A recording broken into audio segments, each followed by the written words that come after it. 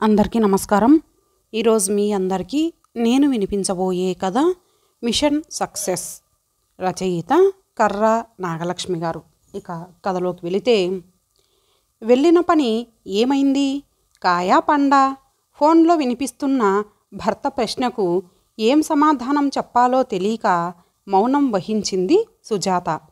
నువ్వు నీళ్లు నములుతూ కూర్చుంటే ఇక్కడ నాకు ఫోన్ బిల్లు వాచిపోతుంది. అసలు అక్కడికి ఎందుకు వెళ్ళావో గుర్తుందా?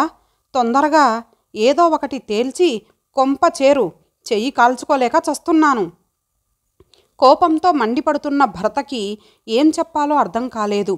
ఇంకా జాప్యం చేస్తే ఇంకెన్ని మంగళహారతులు వినాల్సి వస్తుందో అనే భయంతో ఇద్దరూ చాలా బిజీగా ఉంటున్నారు. మాట్లాడడమే కుదరలేదు. మెల్లగా అంది, మీనమేషాలు లెక్కబెట్టకు.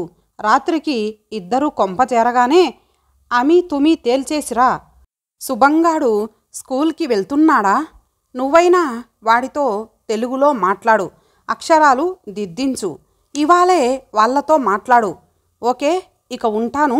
ఫోన్ డిస్కనెక్ట్ చేసిన శబ్దానికి ఉలిక్కిపడి ఈ లోకంలోకి వచ్చింది సుజాత. ఏమిటో ఈ కాలం పిల్లలు పెద్ద పెద్ద చదువులు చదివి పెద్ద పదవులలో రాణిస్తున్నారు, కానీ జీవితంలో ఓడిపోతున్నారు. కారణాలు వెతికితే ఏమీ కనిపించటం లేదు.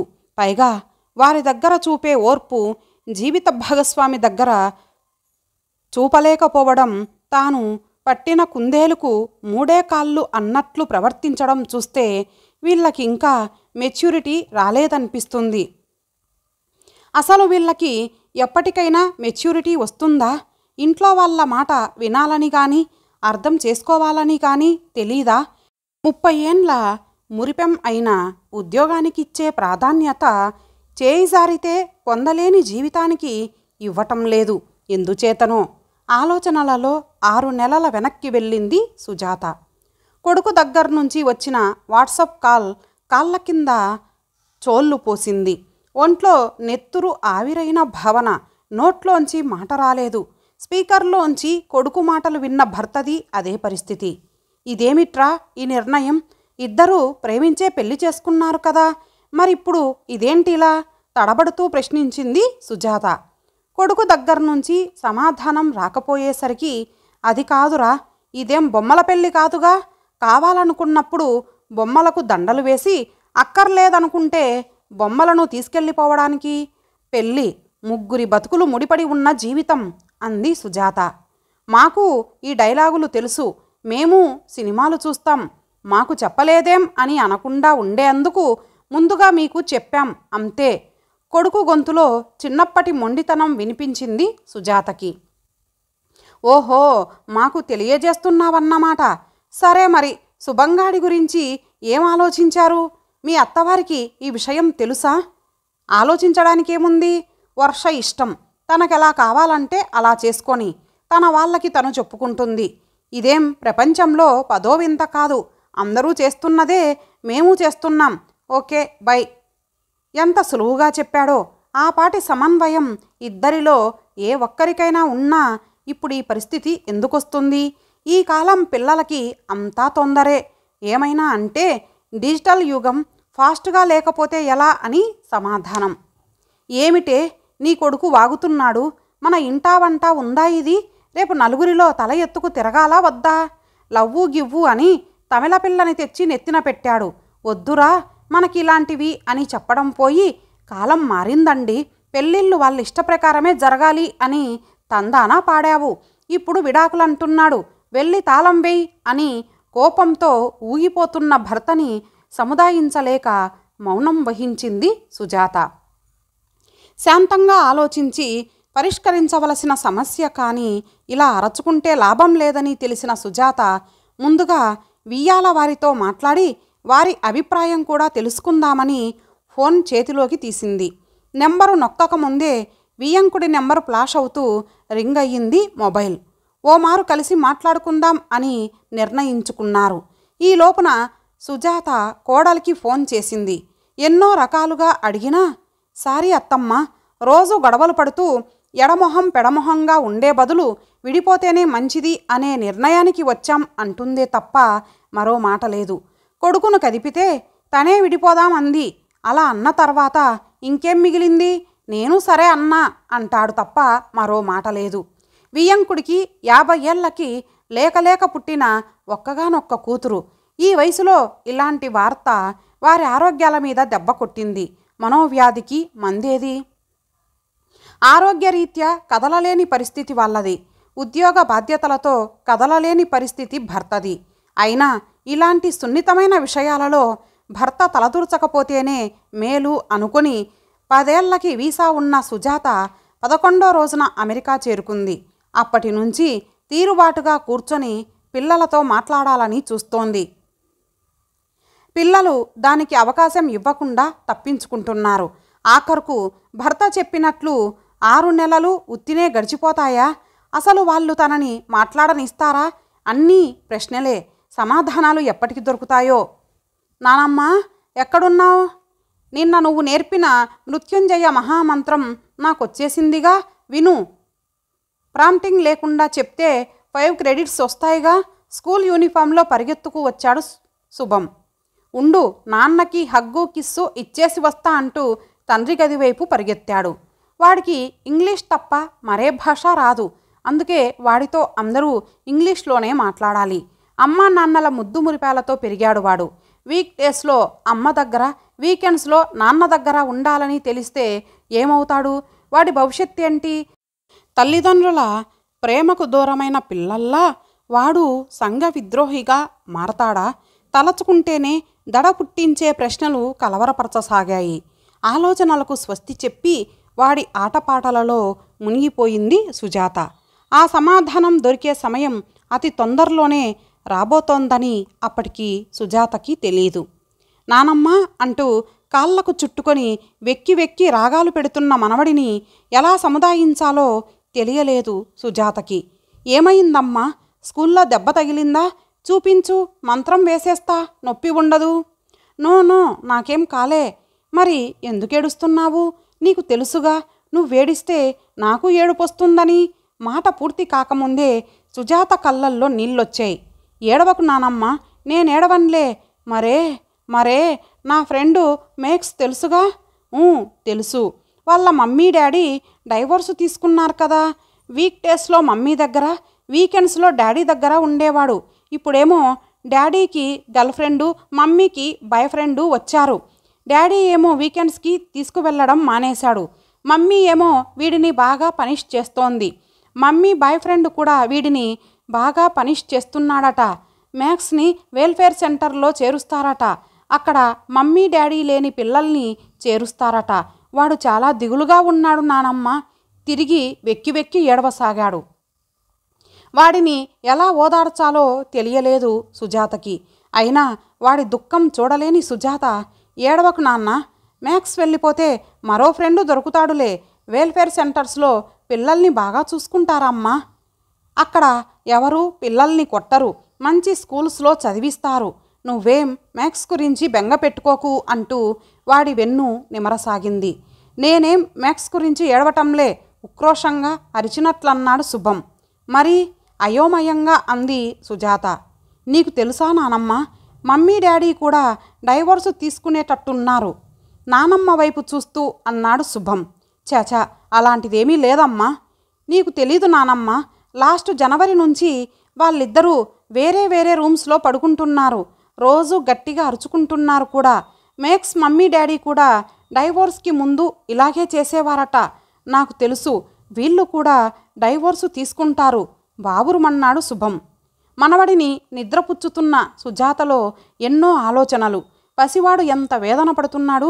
పిల్లాడి బాధ చూస్తూ కూడా తల్లిగా తన కొడుక్కి మంచి చెడు చెప్పకపోతే తన పెద్దతనం ఎందుకు? దొంగలు తోలడానికా? అవును, చెప్పాలి. విని ఆచరిస్తే మంచిదే, లేకపోతే వాళ్ళ కర్మ. నిద్రలో కూడా వెక్కిళ్ళు పెడుతున్న శుభానికి దుప్పటి సరిచేసి హాలులోకి వచ్చింది. నిశ్శబ్దంగా డిన్నర్ చేస్తున్న కొడుకుని కోడల్ని చూస్తూ, నేను మీతో మాట్లాడాలనుకుంటున్నాను అంది సుజాత. మాట్లాడడానికి ఏమీ లేదమ్మా అంటున్న కొడుకుని ఆపి, అదే మీ చదువుకున్న వాళ్లతో ఉన్న సమస్య అంది. మాట్లాడాలి అనుకుంటే మాట్లాడు, కానీ ఫలితం ఉండదు. మనం చేసే ప్రతి పనిలోనూ లాభం ఉండాలనుకుంటే జీవితం వ్యాపారమవుతుంది. సినిమా డైలాగ్స్ చెబుతున్నావా అమ్మా? సినిమాలు జీవితాల్లోంచే వస్తాయిరా. ఇన్నేళ్ల మీ ప్రేమ, 10 ఏళ్ల మీ వైవాహిక జీవితం ఇలా ఎందుకైంది నాన్న? ఒక్కసారి ఒకరినొకరు నిందించుకోకుండా ఆలోచించుకోండి. మీరు ఆనందంగా గడిపిన సమయాలు అస్సలు లేవా? ఇద్దరూ ఇలా పిల్లి కుక్కల్లా పోట్లాడుకోవడానికి కారణాలేమిటి? ఒకరి మీద ఒకరికి ఇష్టం పోయిందా, లేక మరెవరి ఆకర్షణలోనైనా పడ్డారా? సుజాత ప్రశ్న పూర్తి కాకుండానే ఇద్దరూ ఒకేసారి అదేం కాదు అని జవాబిచ్చారు. మరి నీకు తెలుసు కదా, నేను వారంలో 5 రోజులు ట్రావెల్ చేయాలి. ఇంటికొచ్చేసరికి భోజనం ఉండదు, బట్టలు వాష్ అయి ఉండవు, ఇల్లు పరమ బీభత్సంగా ఉంటుంది. ఎన్నిసార్లు చెప్పినా నీ కోడలు తీరు అంతే. రాను రాను నువ్వే చేసుకోవచ్చు కదా నన్ను అనకపోతే అంటుంది. 4 గంటలు ఫ్లైట్లో ప్రయాణం చేసి ఒళ్ళు అలసిపోయి వస్తే సరైన తిండి కూడా లేకపోతే ఇక నాకు పెళ్ళెందుకు? నా లైఫ్కి బ్యాచిలర్ లైఫ్కి తేడా ఏమిటి? రోజు నేనస భరించలేను, వేరే మార్గం చూడు అంది. వేరే మార్గం అంటే విడిపోవడమా అన్నాను. రోజు తిట్టుకుంటూ కలిసుండే బదులు విడిపోవటమే మేలు అంది.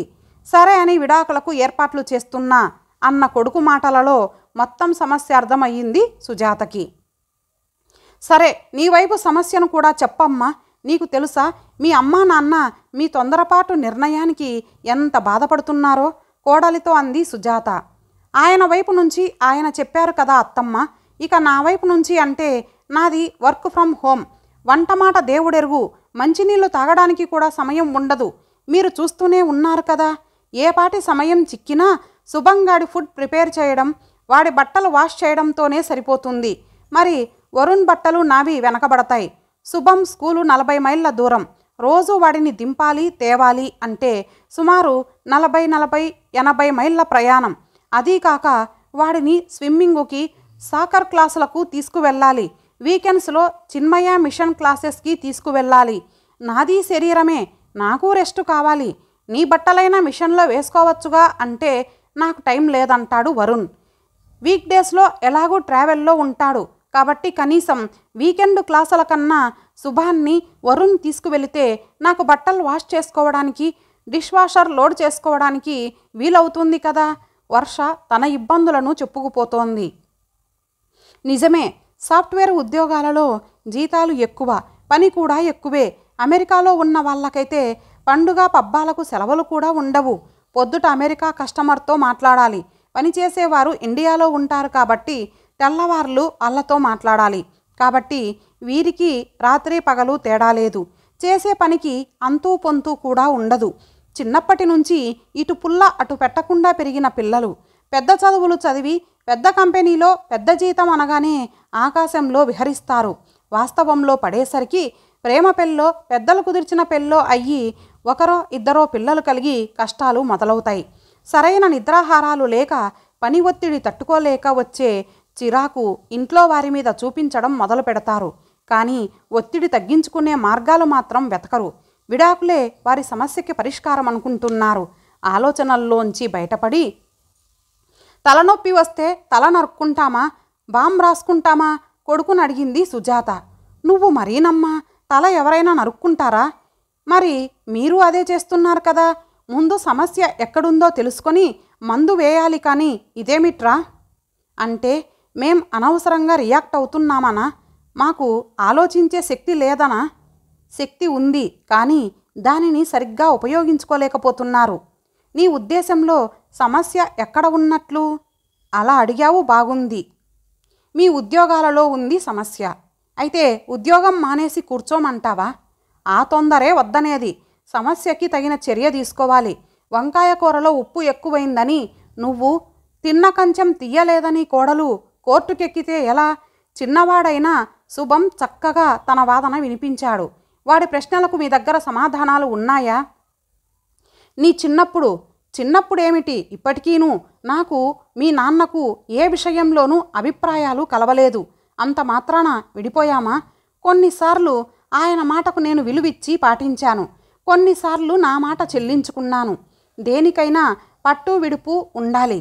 సరే, మీరన్నట్టుగానే అభిప్రాయాలు కలవలేదని విడాకులు ఇచ్చేసుకొని మరో భాగస్వామిని వెతుక్కుంటే వారితో అభిప్రాయ భేదాలు రావని గ్యారంటీ ఉందా? అలా జరిగితే మళ్ళీ విడాకులా? శుభం వాడి అభిప్రాయం చెప్పాడు కదా, నేను కొన్ని సలహాలు ఇస్తాను, ఆలోచించండి, నచ్చితే పాటించండి, సరేనా? మేము ఎవరికీ తల వంచం, మమ్మల్ని ఏ బంధాలు కట్టిపడేయలేవు, మేము సర్దుకోలేం, కానీ ఎదుటివారు అన్నింటికీ ఒదిగి ఉండాలి. ఇది మీ అభిప్రాయం. ఇది న్యాయమేనా? ఒకరు ఒక మెట్టు ఎక్కాలి, అవసరమైతే ఒక మెట్టు దిగాలి. మనం మాట్లాడే ప్రతి మాటను ఆచితూచి వాడాలి, కానీ నోరుంది కదా అని నోటికొచ్చింది మాట్లాడితే ఎలా? ప్రతి యాక్షన్కి రియాక్షన్ ఉంటుంది అని చిన్నప్పుడు చదువుకున్న పాఠం జీవితాంతం గుర్తుంచుకోవాలి. ఆడకైనా మగకైనా ఇది వర్తిస్తుంది.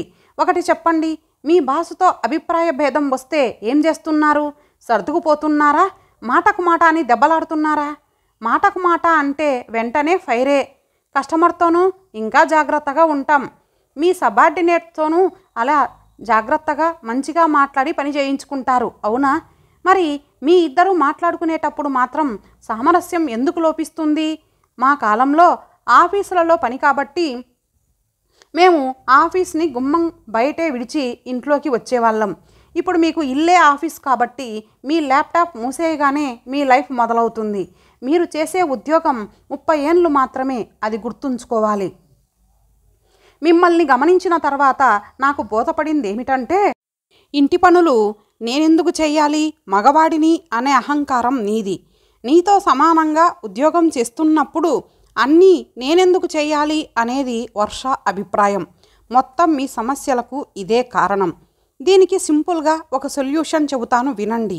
ఇద్దరూ బాగా సంపాదిస్తున్నారు కాబట్టి మీ ఇంటి పనులకి పని మనిషిని పెట్టుకోండి. పిల్లాడి స్కూల్కి దగ్గరగా ఇల్లు తీసుకుంటే ప్రతిరోజు 40 మైళ్ళ దూరం ప్రయాణం తగ్గి నీకు అలసట తగ్గుతుంది. వండుకోవడానికి సమయం లేదని ఏదో ఫాస్ట్ ఫుడ్ తిని, లేకపోతే అసలు తినక నీరసపడి ఆ కోపం పిల్లాడి మీదో భర్త మీదో చూపించే బదులు ఇండియన్ స్టోర్లో దొరికే కూరలు తెచ్చుకొని అన్నం వండుకుంటే సరి. లేదా ఇళ్లల్లో తయారు చేసి హోమ్ డెలివరీ చేసేవాళ్ళు కూడా ఉన్నారు.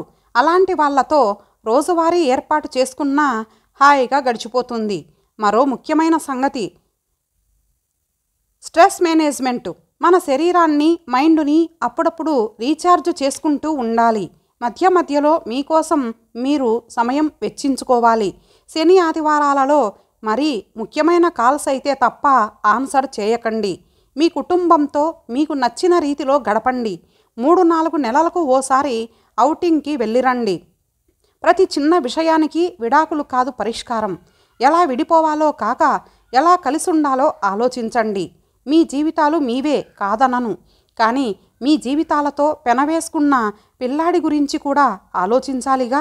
మీరు మీ తల్లిదండ్రుల దగ్గర ముద్దు మురిపాలు పొందారు. మరి వాడు చేసిన పాపం ఏంటి? మీరు ఎదుర్కొన్న సమస్యలు మేము ఎదుర్కోలేదా? మీకు కనీసం ఆర్థిక సమస్య లేదు, కానీ మా దగ్గర చాలినంత డబ్బు ఉండేది కాదు. ఓ వీకెండ్ సినిమా అని, మరో వీకెండ్ పార్కు కని తక్కువ ఖర్చుతో ఉండే వాటిని ఎంచుకునేవాళ్ళం. అంతేకాని పిల్లల్ని, ఇంటిని వదిలిపెట్టేయాలని ఎప్పుడూ అనుకోలేదు. భార్యాభర్తలు ఒకరికి ఒకరు ఒదిగి ఉండడం తప్పు కాదు. ఒకరు కోపంలో ఉన్నప్పుడు మరొకరు తగ్గాలి. అంత మాత్రాన మనం ఓడిపోయినట్టు కాదు. సంసారం సాగరం అన్నారు, కానీ సంసారం సమరం అనలేదు. ఈ చిన్న విషయం మీకు అర్థమైతే చాలు. నేను చెప్పాలనుకున్నది చెప్పాను. మీకు నచ్చితే ఆచరించండి, లేదా మీ ఇష్టం. నాకు పిల్లాడికి ప్రయాణానికి ఏర్పాట్లు చేయండి, నేను వాడిని అనాథగా వదల్లేను అనేసి బెడ్రూమ్లోకి వెళ్ళి తలుపేసుకుంది. తన సూచన వాళ్ళకి ఆమోదయోగ్యం అవుతుందో కాదో తెలియని ఆందోళన తెలతెలవారే వరకు నిద్రను ప్రసాదించలేకపోయింది. శుభం మెల్లగా నానమ్మ అని పిలవడంతో మెలకువ వచ్చింది సుజాతకి. పద నానమ్మ, బ్రష్ చేసుకుందాం అనడంతో తలుపు తీసింది సుజాత. సర్ప్రైజ్ శుభం అంటున్న అమ్మా నాన్నలని నమ్మలేనట్లు చూశాడు శుభం. ఇల్లంతా అలంకరించిన కొవ్వొత్తులని, డైనింగ్ టేబుల్ పైన పెట్టిన పువ్వులను, కేక్ని చూసి wow, I love you mummy daddy. నానమ్మ దా, ఫ్యామిలీ హక్ టైం అంటున్న శుభం మొహంలో కోటి చంద్రుల కాంతిని చూసింది సుజాత. 1 సెకండ్ అని, మిషన్ సక్సెస్ అని భర్తకి వాట్సాప్లో మెసేజ్ పెట్టి పరుగున వచ్చింది సుజాత. ఇంతటితో ఈ కథ సమాప్తం. మరలా ఒక మంచి కథతో కలుద్దాం. అంతవరకు సెలవు. నమస్తే.